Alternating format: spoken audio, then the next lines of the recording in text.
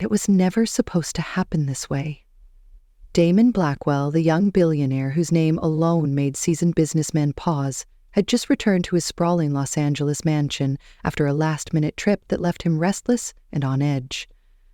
The clock in the hallway struck 5 in the morning when he pushed open the heavy front door, stepping into the cool marble foyer that smelled faintly of lavender polish and expensive silence. His shoes echoed as he crossed the living room, jacket slung over one arm, his mind tangled in numbers and boardroom betrayals. He did not expect anyone to be awake at this hour. The staff should have been asleep in their quarters.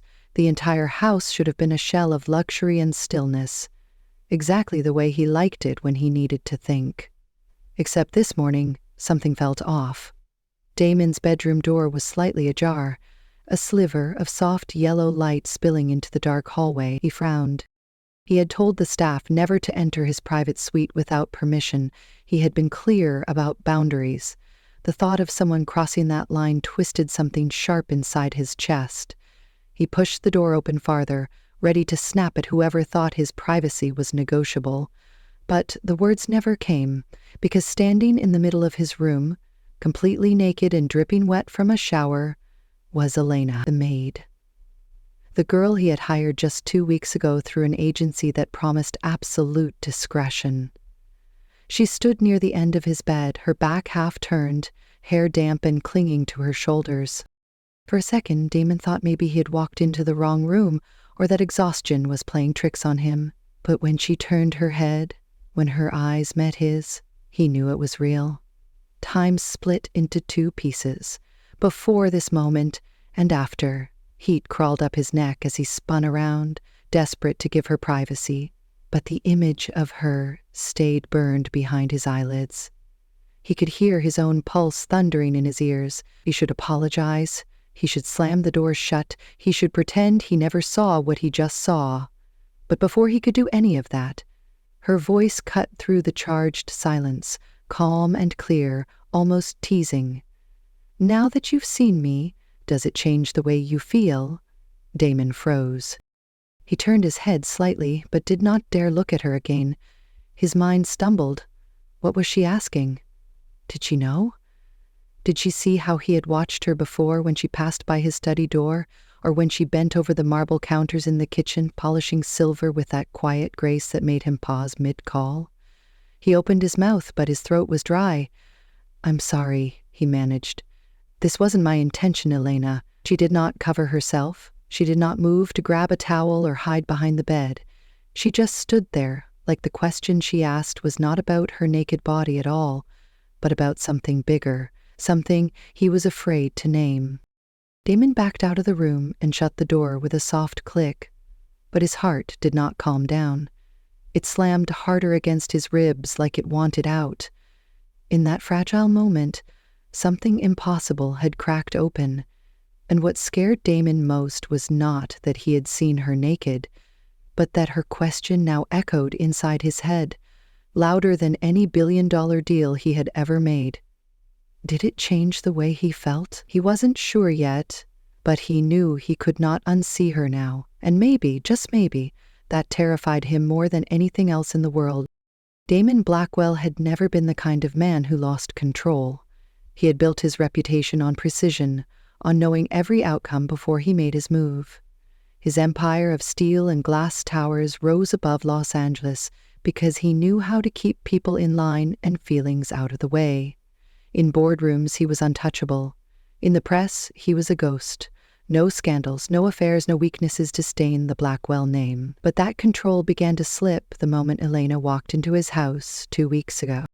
She arrived on a gray Monday morning, dressed in a simple black uniform, hair tied back neatly, eyes too sharp for someone scrubbing floors. Damon watched her through the crack of his office door that day, curious but not yet intrigued. She was efficient, silent, almost invisible, yet somehow he noticed her more than he noticed the antique vases she dusted so carefully. The agency had promised him privacy, discretion. He paid extra for it. The staff lived in a separate wing of the mansion, far enough that their footsteps never disturbed his late-night calls or restless pacing. But Elena was different from the moment she first looked him in the eye. Most staff lowered their heads when he passed. They called him sir with a tremor in their voice. Alina said sir too, but her tone was steady, her gaze unwavering, as if she was measuring him even when she bowed politely. That unsettled him more than he cared to admit. The mansion itself was a fortress of quiet opulence, perched high above the city with glass walls that caught every sunrise. It was filled with cold art, clean lines, and echoes of a life too busy to live in any single room for too long. To outsiders, it was perfection. To Damon, it was another cage he had built for himself, polished and secured with state-of-the-art locks. He told himself he liked it that way. No messy emotions, no surprises, no soft touches. Then Elena happened. She moved through the house with a strange grace that clashed with her simple uniform. She hummed sometimes when she thought no one was listening. She left fresh flowers in rooms that hadn't been used in years. She smiled at the old gardener when he complained about the stubborn rose bushes by the east wall. Damon caught himself watching her pour tea for the cook in the kitchen late one night. She laughed at something the old woman said, her head thrown back, eyes shining for a split second before she noticed him in the doorway. That was the first time he realized she did not flinch around him. She simply nodded and asked if he wanted tea too. He should have said no, but he didn't. He sat at the marble island while she brewed a second cup. They didn't speak much. He watched her hands move, quick and practiced, pouring boiling water as if this kitchen had always belonged to her. When she handed him the cup, her fingers brushed his, warm, steady. He told himself it meant nothing. She was staff, he was her employer. Lines were meant to be sharp and uncrossed. Yet somehow that night lingered in his mind more stubbornly than the high-stake contracts that sat signed on his desk. And now here he was, wide awake at dawn, heartbeat frantic, because he had seen her standing bare in his room like she owned it, like she owned him. In his head he replayed her question over and over. Now that you've seen me, does it change the way you feel? Maybe she was testing him. Maybe she knew he had been watching her all along. Maybe she wanted him to see more than skin. He did not know. But something inside Damon told him that this accident was not an accident at all. He lay down on his bed, but sleep refused to come. Somewhere down the hallway, he heard Elena's quiet footsteps, heard a door close gently. He wondered if she was thinking about him the same way he was thinking about her. The idea made his chest tighten. In the cold perfection of his glass palace, Damon Blackwell, who had everything, suddenly found himself wanting something he could not buy. The answer to a question he did not yet have the courage to ask out loud. He did not know that question would unravel everything he thought he knew about loyalty, secrets, and what it meant to truly be seen. And outside his window, the city was waking up, but inside the mansion, something far more dangerous than desire had just been born. Damon spent the rest of that morning locked in his study, pretending to read through contracts that needed his signature by noon. His assistant knocked twice, but he barely looked up. All he could think about was how Elena had stood there unapologetic, asking a question that refused to leave his mind. When the sun climbed higher, he heard the faint hum of the vacuum cleaner in the hallway. He could almost picture her pushing it along the expensive rugs, moving from one wing to another like nothing had changed. Maybe for her nothing had. For him, everything had. By late afternoon, he found himself standing on the second-floor balcony that overlooked the rose garden below. He saw her, then, bent over the flower beds, trimming dead stems with careful fingers. She wore her uniform again, hair tied back in that neat knot, skin glowing under the early spring sun. He told himself to walk away, but his feet did not listen.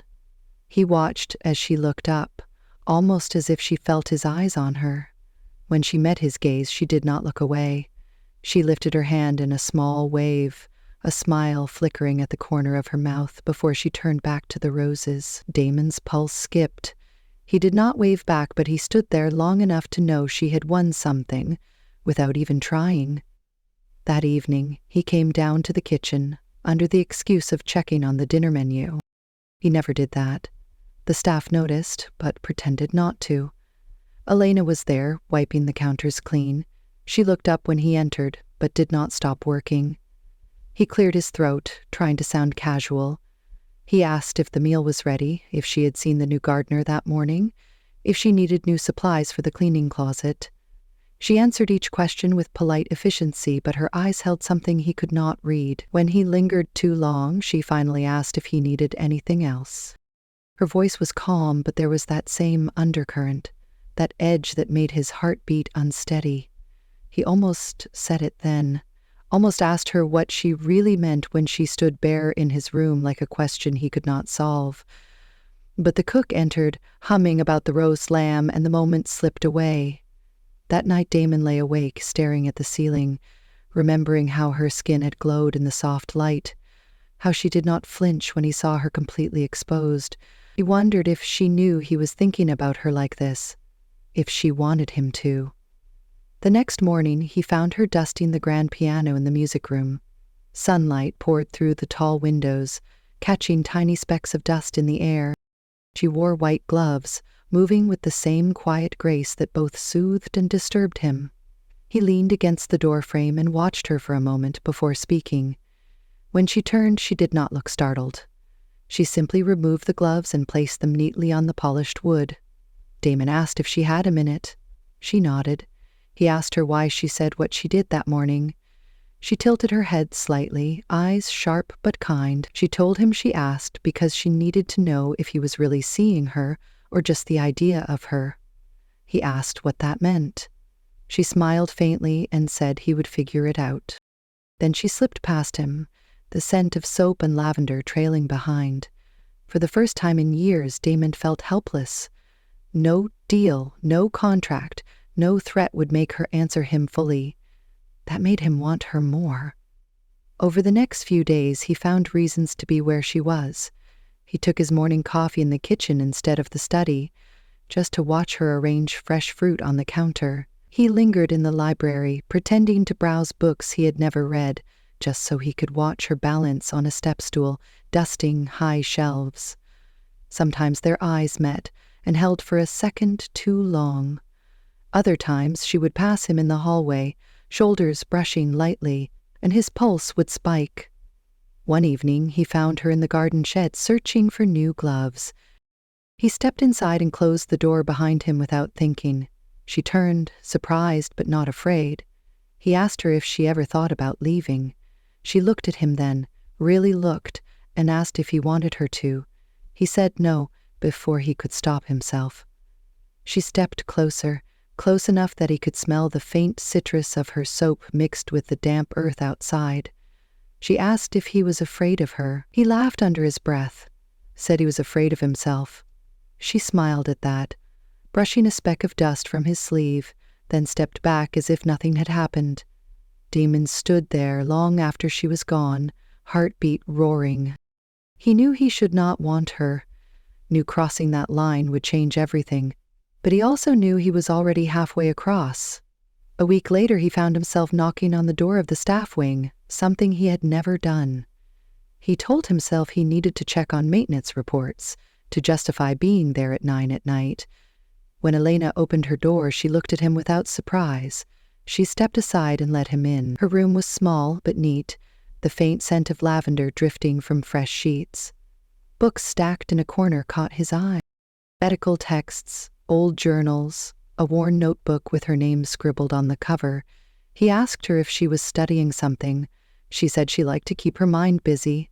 He asked her if she missed whatever she did before this. She said maybe. He asked her if she regretted what happened that morning. She said no. He asked her why. She said because it made him see her. He sat on the edge of her bed, hands folded, head spinning. She stood in front of him, calm and steady like always. He reached for her hand, half expecting her to pull away. She didn't. Her fingers curled around his, warm and certain. He told her he did not know what this was, but he could not stop thinking about her. She told him that was the point. He pulled her closer then, just enough to breathe her in. They did not kiss, They did not touch beyond that single hand between them, but the air changed, the line blurred. He left her room that night with the shape of her fingers burned into his palm. The next day he told himself to focus on work, but every time he closed his eyes, he saw her. Her question echoed louder. "Now that you have seen me, does it change the way you feel?" The answer was starting to terrify him because he knew exactly what it was. He wanted her. Not because she was forbidden or beautiful or standing naked in his room. He wanted her because when she looked at him, he did not feel like a billionaire or a name on Forbes or a man who owned glass towers. He felt like himself, stripped bare just like she had stood that morning. And maybe that was what she wanted him to see all along. Maybe that was what she had been asking for every time she met his eyes and refused to look away. By the end of that week, Damon could not pretend anymore. He found her in the hallway after dinner, pulled her into the unused drawing room, and asked her if she would leave if he told her he could not stop thinking about her. She looked at him, calm and steady, and said she would only leave if he wanted her to. He said he didn't. She said then he had his answer. He kissed her for the first time under the soft light of an antique chandelier that had not been lit in years. It was slow and careful, like they both knew this would break something neither of them could fix later. When they pulled back, she rested her forehead against his, breathing him in. He asked if she was afraid now. She said only of him changing his mind. He promised he wouldn't, and in that stolen moment in a room no one used anymore, Damon Blackwell, the man who never let himself want anything he could not control, realized he wanted her more than he had ever wanted power, money, or peace. He wanted her truth, her secrets, her sharp eyes that saw straight through him. And as they stood there in the hush of the old room, they both knew they were already too far gone to ever turn back.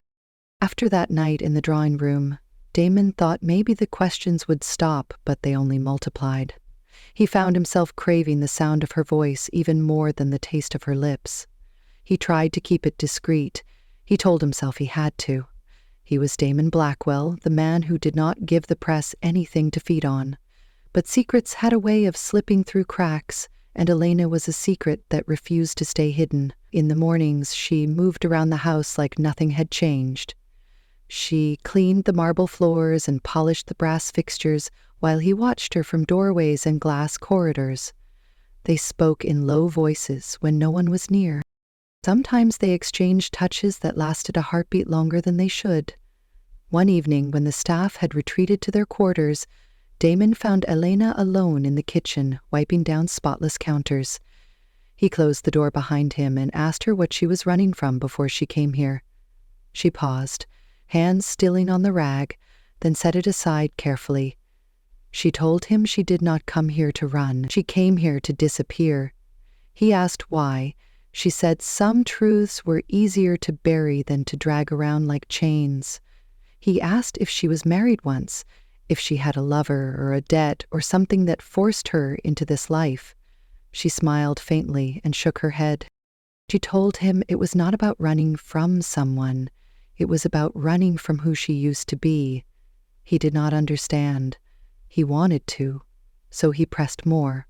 She walked past him to the stove, turned the kettle on as if they were just two people sharing tea at midnight, instead of standing on the edge of something dangerous. She told him once she was someone people trusted with their lives. Once she stood beside hospital beds with white coats and trembling families begging for miracles. Once she was Dre, Elena Hart. Damon felt the name hit him in the chest like a hammer. He stepped back, but she did not flinch. She kept her eyes on him, steady as ever. He asked if it was true. She nodded. She told him she lost someone she was supposed to save. She told him it broke something she could not fix, so she buried that name, buried the life that came with it, and started over somewhere no one would ask her to be anything more than invisible. He asked her why here, why him, why this house. She looked at him for a long moment before saying, maybe she wanted to see if she could ever be truly unseen. He asked if she had planned this from the start, to stand naked in his room and force him to look at her past the uniform. She said no, That part was an accident, a locked bathroom door that would not close properly, a twist of timing and fate. But the question she asked him that morning was no accident. She needed to know if he was like the rest of the world, if he would flinch when he saw all of her, not just the skin, but the broken parts too. Damon felt anger at first, anger that she could keep something so big from him while she moved through his home like a quiet ghost haunting his days. But that anger died quickly, because he saw the exhaustion behind her calm eyes. He saw how heavy the secrets weighed on her shoulders, and he saw how brave she was to stand in front of him now when she could have lied again. He stepped closer, reached out but did not touch. He asked her what she wanted from him now that he knew. She told him nothing. She told him the truth was hers to carry, not his to fix. She told him she did not want his pity. She wanted him to decide if knowing it made him see her differently. He thought about that question all night. He thought about how in this house full of priceless things she was the only thing that felt real. He thought about how he should walk away but could not force himself to take a single step. The next day he sent the other staff on errands that would keep them busy for hours. He found Elena in the small library, folding fresh sheets someone had left there by mistake. He closed the door behind him. She did not look up, but she felt him there. He asked her if she missed being draw heart. She said, sometimes. He asked her if she missed saving people. She looked at him then, really looked, and asked if he needed saving. He laughed, a dry, bitter sound that surprised him more than her. He told her maybe he did. She stepped closer then, so close he could see the tiny scar near her collarbone that the uniform usually hid. She told him he did not need a doctor. He needed the truth. He asked what that meant, but she only smiled, that small, guarded smile, and pressed a hand to his chest like she was feeling his heartbeat through the expensive fabric. Then she walked out of the library, leaving him standing among shelves full of stories that suddenly felt emptier than ever. That night, he could not sleep. He wandered the halls like a restless shadow until he found himself outside the door to her quarters again. He did not knock this time. He opened the door and stepped inside. She was sitting by the window reading by a small lamp. She did not look startled to see him. She set the book aside and waited. He sat on the edge of her bed again, like before. This time he reached for her hand, and she gave it without hesitation. He asked her if she trusted him. She said she trusted him to decide for himself. He asked her what she would do if he told her he did not care who she used to be. She said she would believe him, but only if he proved it. He asked how. She told him to listen, really listen. Then she told him something that made his world tilt sideways. She told him she was there the night his father died. She told him she was the attending physician who signed the final papers. She told him she saw something that night that did not add up, but by the time she looked deeper, it was too late to speak out. She told him she buried that part too, buried it along with her career, because digging it up would have cost more than her license. It could have cost her life. Damon sat frozen. He had spent years believing his father's heart attack was exactly that, sudden, natural, an ending no one could stop. Now Elena was telling him maybe it had not been so simple. He asked her if she was saying someone killed his father. She did not answer directly. She told him there were things in this house he did not see, things in his family that would rather stay buried. She told him she was not the only ghost walking these marble floors. He asked her why tell him now. She said because he asked what she wanted. She said she wanted him to be ready for the whole truth before she gave him more. He asked if she was afraid he would hate her for keeping it from him. She said she was afraid he would hate himself if he never learned how deep the rot really went. He asked her if she would stand beside him if he decided to dig it all up. She said yes, but only if he was sure he wanted to know what that would cost. They sat like that for a long time, two people in a small borrowed room, holding hands like it was the only real thing in the entire house. When he finally left her that night, his mind was a storm of questions and buried whispers. But one thing was clear. He could never see Alina the same way again, and maybe that was exactly what she wanted all along. The days that followed felt like walking on broken glass. Damon still went through the motions of his public life. He sat at board meetings, signed contracts, gave polite nods to investors who flew in from London and Singapore to see the legend in his glass tower. He smiled for the cameras when he had to, but inside him something cold and sharp had started to rattle loose. At night he found himself standing at the window of his penthouse office, staring down at the glittering city while Alina's words replayed in his mind. She had not said the word murder, but she did not need to. He knew the Blackwell name came with secrets. He just never thought one of them would live in his house, wearing a maid's uniform and a secret that could break him if he let it. He tried to stay away from her, but staying away from Elena was like trying to forget how to breathe. Some nights he found himself wandering the halls just to catch her voice drifting from the laundry room or the garden shed. He watched her tie her hair back with those calm fingers. He watched her wipe her forehead with the back of her wrist after trimming the roses. She did not avoid him. She met his eyes whenever they crossed paths. She held that gaze for just a second too long, as if to remind him she was still there, still waiting for him to decide which truth he could handle. One morning, Vincent showed up, unannounced. His cousin had the same Blackwell eyes, but none of Damon's restraint. Vincent strolled through the main hall with a grin that never reached his eyes. He patted the butler's shoulder as if he owned the place already. Damon met him in the drawing room. They did not shake hands. Vincent poured himself a drink and asked about the rumors. He asked if it was true Damon had gotten himself tangled up with the help. Damon said nothing at first, but Vincent pressed harder, smirking over the rim of his glass. He said he heard whispers, a pretty maid, a powerful heir, something about late nights and locked doors.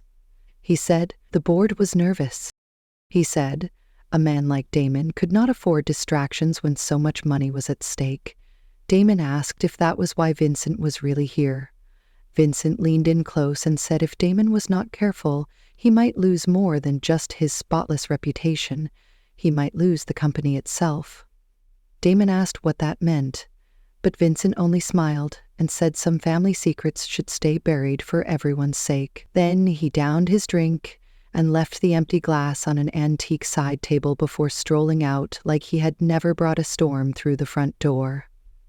That night, Damon knocked on Elena's door again. She opened it without a word and let him in. He paced her small room while she sat on the edge of the bed waiting for him to speak. He told her Vincent knew. He told her Vincent had threatened him without saying the word threat. He asked if she knew what Vincent had done. She said she suspected but could never prove it. Damon asked her if she would help him prove it now. She asked him if he was ready for what that would cost. He told her he did not care. She told him he should. Then she stood and crossed the room, her bare feet silent on the old wooden floor. She took his face in her hands and made him look at her. She told him, once he pulled this thread, everything he thought he knew about his family would come undone. She asked him if he was ready to hate people he once trusted. He asked her if she would be there when that happened. She said yes, but only if he promised not to run when he saw how deep the lies went. He promised. She believed him. The next day they met in secret at a coffee shop miles from the mansion. Elena handed him a file. Inside were copies of old hospital records, a security log, and a list of names he did not recognize at first. When he looked up at her across the small table, she told him the last night his father was alive, he had asked for a lawyer and a safe. He had asked to change his will. He never got the chance. Vincent arrived at the hospital that same night, and somehow, within hours, the official cause of death was signed and sealed. Damon asked why she never said anything sooner. She told him she did not trust anyone, not until she saw the way he looked at her like he was not afraid to see what she really was.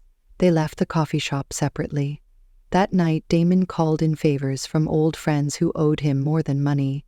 He started pulling phone records, tracing old signatures, digging up accounts he was never supposed to find. Every step took him deeper into a darkness he had ignored for years. Meanwhile, Vincent kept showing up at the house unannounced. He would lean against door frames and chat with the staff like he owned the air they breathed. He would smirk at Elena when she passed him in the hallway, eyes sliding down her uniform like she was nothing more than a convenient distraction. Damon saw it all and burned with the urge to break Vincent's smile with his fist, but he knew he had to be smarter than that. One evening, he found Vincent alone in the library, feet up on a priceless oak desk, sipping whiskey Damon paid for. Vincent said he admired Damon's stubbornness. He said he could make all of this go away if Damon just let the past stay where it belonged. He said no one would care about an old man's final hours if the air did not dig them up. Damon asked him what he was so afraid of. Vincent leaned in, voice low, told him he should be careful. Accidents happened all the time in their family. Damon looked at him and realized then that he was not afraid anymore. He left the library and found Elena in the garden near the east wall, where the roses grew thick and wild. He told her it was time. She asked him if he was sure. He said yes. She asked him what he needed her to do. He said stand beside him when the truth finally came for them both. That night, Damon drafted a press release that would blow open the family name. He wrote every word himself in his father's old study, with Elena sitting across from him, reading the file again and again to make sure nothing was missing. When he finished, he looked up and asked her if she was ready. She said she had been ready since the day she buried her old name under his roof. She told him she was not afraid of Vincent or the mess that would follow. She was only afraid he would flinch when the world turned on them. He told her he would not.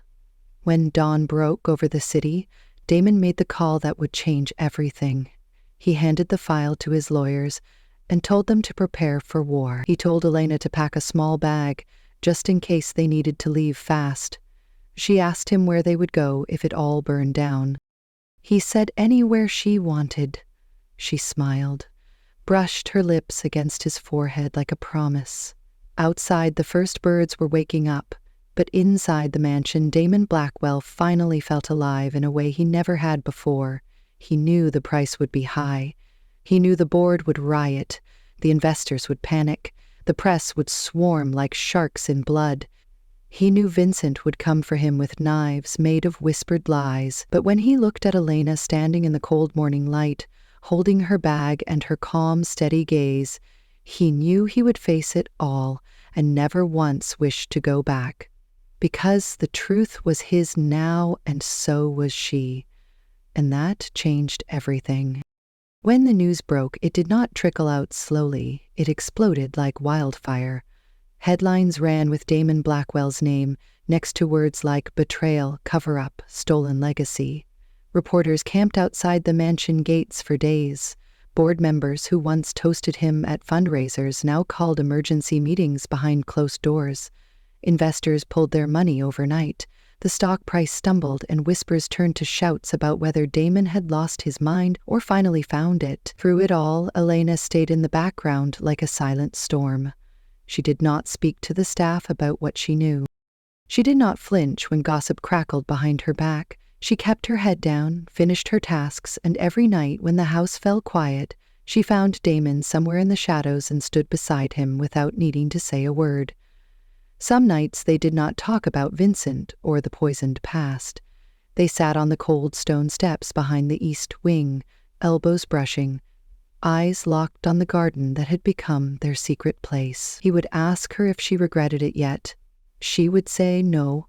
Then she would ask him the same. He would say never. But the world outside their hidden corner did not rest.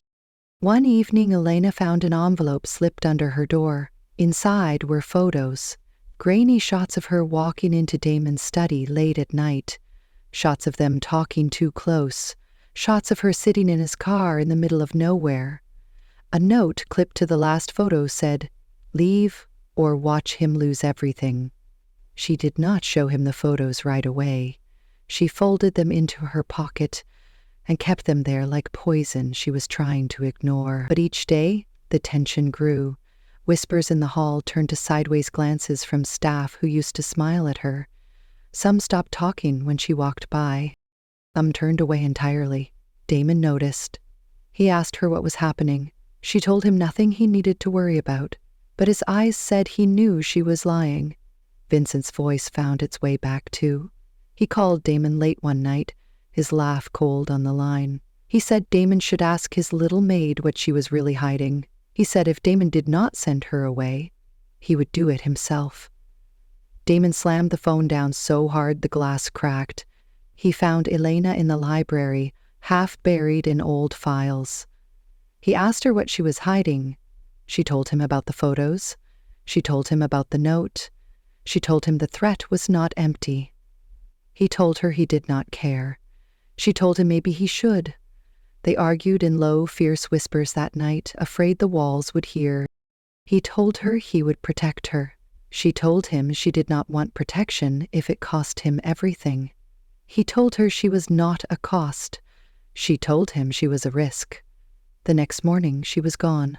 No note this time, no trail, just an empty room that smelled faintly of lavender and old paper. Damon tore the house apart. He sent his security team combing through camera feeds, but the footage showed only a sliver of her slipping through the back gate just before dawn. He called every contact he had, pulled strings, made threats, offered rewards for any trace of her. Days passed. The press circled like vultures, but Damon did not flinch for them.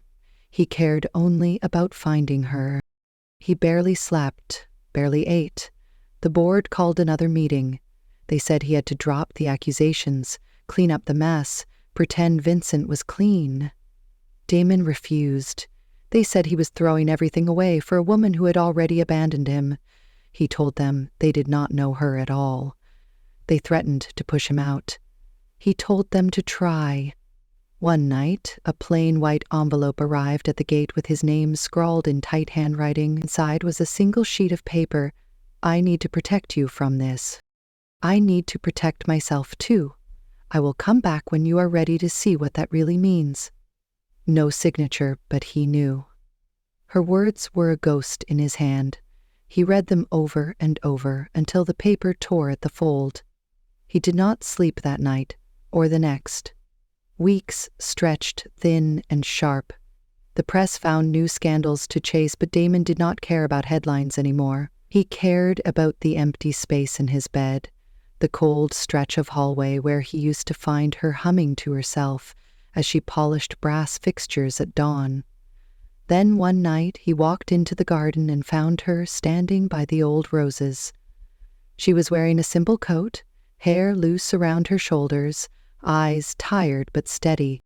Rain fell in soft, cold sheets, but she did not flinch when he stepped closer. He asked her why she left.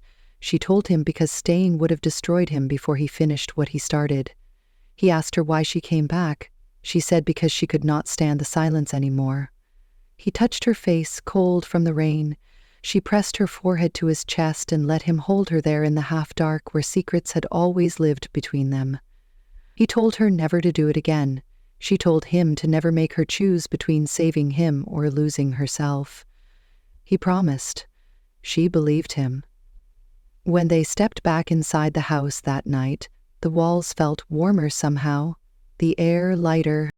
The board still fought him, but Damon did not bend. Vincent tried one last move, calling a press conference of his own to smear Damon as a traitor to the family name. But Elena stood beside Damon when he stepped up to the microphone.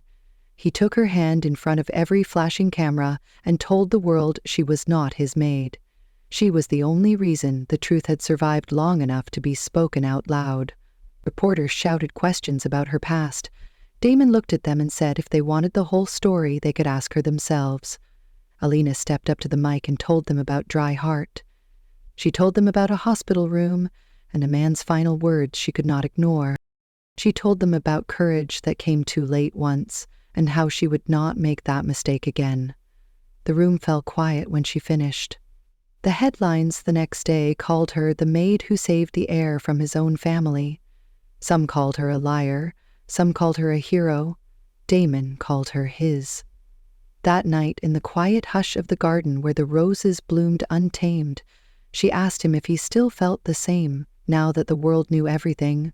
He told her he felt more than ever. He told her he would choose her again, every time, even if it cost him every tower with his name on it. She asked him if he was afraid of what came next. He said no. He asked her if she was. She said only of losing him again. He told her that would never happen, and in the soft hush of midnight with rain still dripping from the eaves, Damon Blackwell kissed the only woman who had ever stripped him bare, without laying a single finger on his suit, and promised himself this time there would be no more ghosts between them. In the weeks that followed, the storm did not vanish overnight, but for the first time in his life, Damon Blackwell did not care how long it lingered. The board quieted when the evidence against Vincent grew too thick to deny. Some left, some stayed, but none could look Damon in the eye without seeing the man who chose truth over silence. Vincent's name vanished from the company's halls, like a stain scrubbed clean at last. Investors returned slowly, cautiously, as if testing the strength of a man who now walked through marble lobbies with Elena's calm presence beside him like an armor no money could buy. She no longer wore the black uniform. She no longer lived in the servant wing. She sat beside him in meetings sometimes, quiet but unmistakable, reminding him with a single look that courage was not always loud.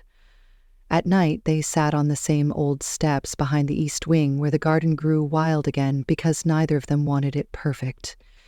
He told her about new plans, a foundation to protect whistleblowers, a scholarship in his father's name to fund young doctors who refused to stay silent. She listened the same way she always did, fully present, eyes steady, hand warm in his. Some nights she read old poetry to him while he lay with his head in her lap, the city lights spilling through tall windows behind them. The mansion felt like a home again, not because it gleamed, but because for once every shadow had a name and every lie had been dragged out into the light. One evening, as summer slipped into fall, Elena found him in the study where it all began. He was standing by the same window that once reflected a man too careful to feel. She asked him what he was thinking about. He said he was thinking about that morning, the door half open, the question she asked that broke him open in the best possible way. She smiled and asked if he ever regretted walking in on her like that. He turned and crossed the room, stopping just close enough to see his reflection in her eyes. He said, "No." He said he would do it all over again if it meant standing here now. She laughed softly and asked him what he saw now when he looked at her. He told her he saw every truth he was once too afraid to name. He told her he saw his future. He told her he saw himself the way she always did, stripped of legacy and expectation, and left with only the one thing that ever really mattered: her. She touched his face like she had that first night she told him everything. She asked if now that he had seen all of her, every scar and secret and shadow, did it still change the way he felt? He smiled against her palm and told her it did. It made him love her more than he ever thought he could. Outside, the city buzzed with stories about them, some true, some twisted, but inside this room there was only a man and a woman who once hid everything they were afraid of behind locked doors and polished marble. Now they had no walls left between them, just the quiet promise that no secret was bigger than the love that survived it. And when she whispered she loved him too, Damon Blackwell finally believed that the truth was not what broke him. It was what set him free.